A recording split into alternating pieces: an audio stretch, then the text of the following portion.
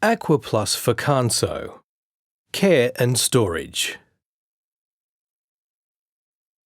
After you get wet, rinse your Aqua Plus with clean water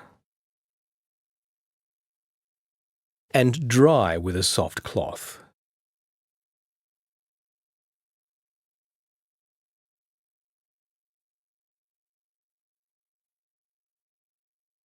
Open the Aqua Plus top cover by pressing on the side tabs or the device itself.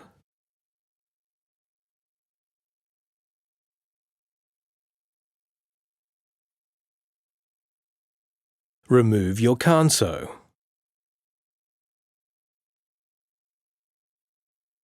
Place your Aqua Plus in your dry aid kit overnight.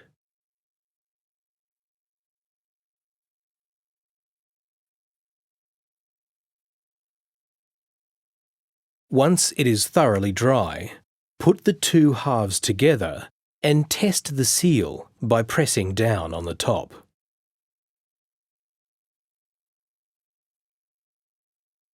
If any air leaks out, you should not use it again.